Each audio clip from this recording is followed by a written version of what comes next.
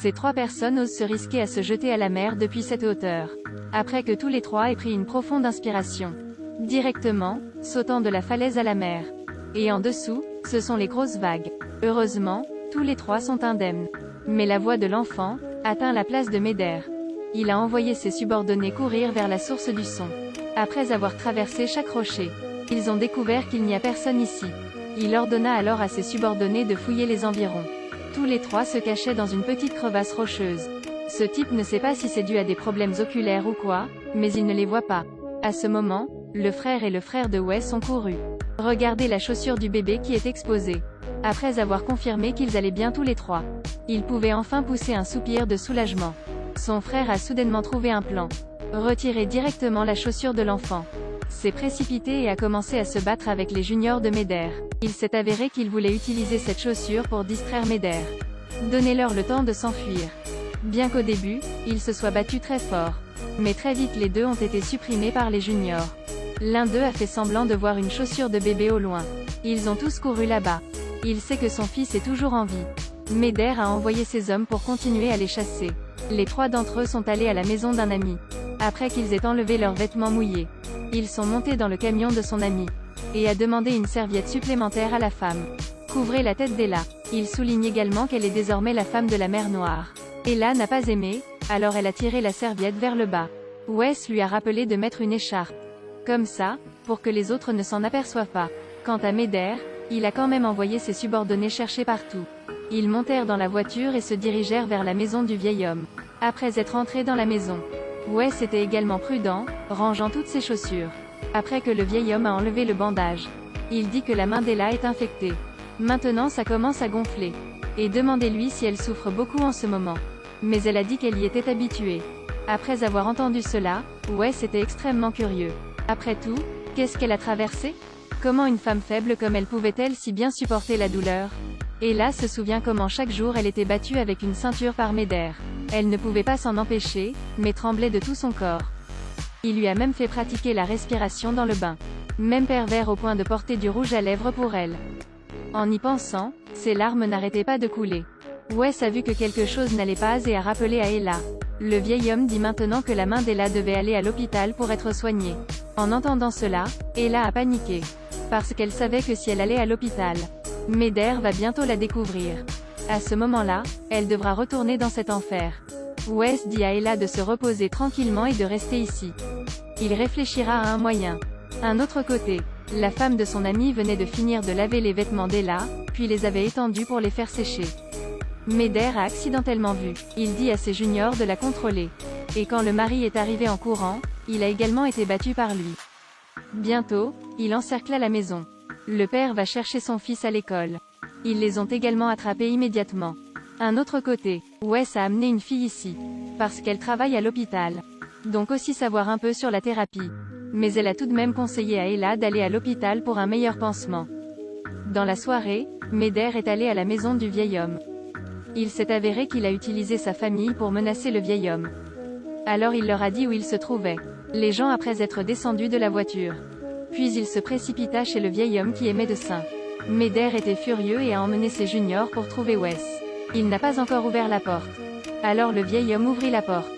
Après avoir contrôlé le vieil homme, il est immédiatement entré dans la maison pour fouiller. Mais il n'y avait personne à l'intérieur.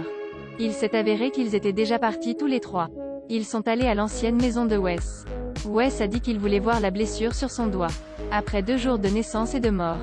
Ella a rapidement abandonné la défense contre lui. Regarde ses doigts tremblants. Wes, le cœur brisé, lui a demandé ce qu'elle avait traversé. Ella a également ouvert son cœur et lui a tout dit. Un jour, alors qu'elle rentrait de l'école, elle alla immédiatement trouver son père. À ce moment-là, Médère venait de sortir et l'avait vu par hasard. Ella est à la fois belle et charmante en ce moment.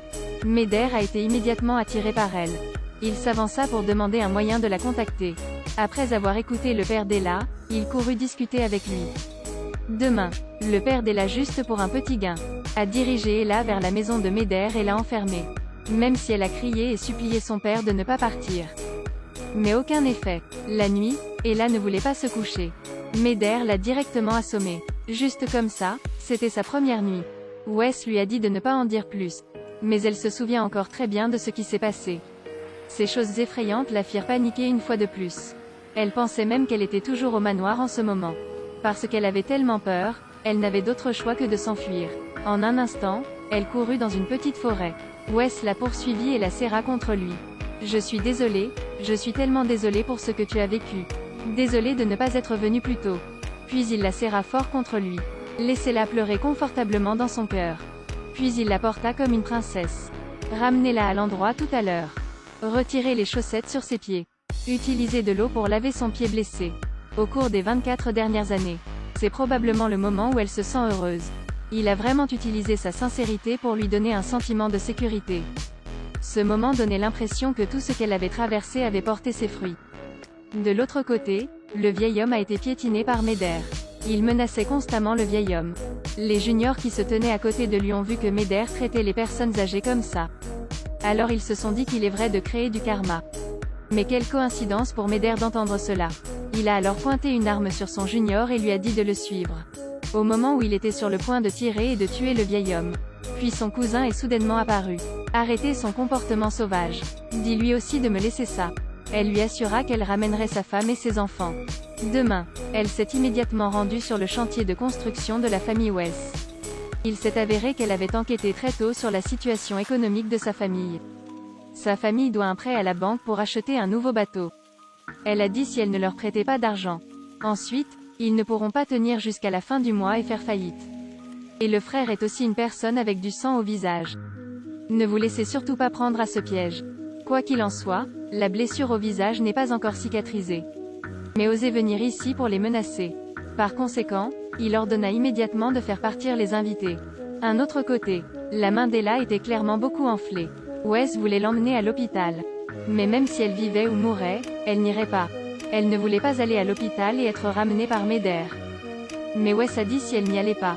Ensuite, vous perdrez votre doigt. Trop impuissante, elle s'est contentée d'accepter mais a dû attendre le soir.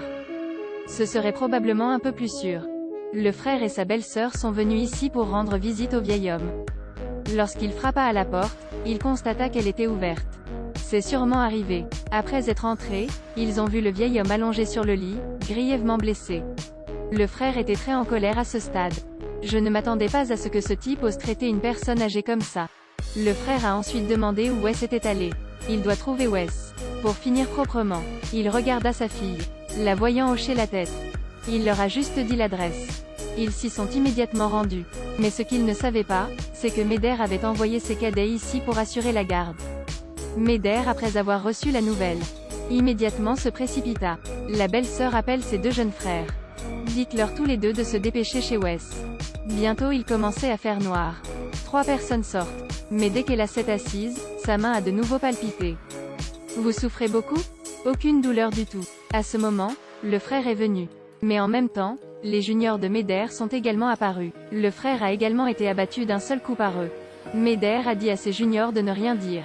Suivez-le tranquillement. Ouvre la porte.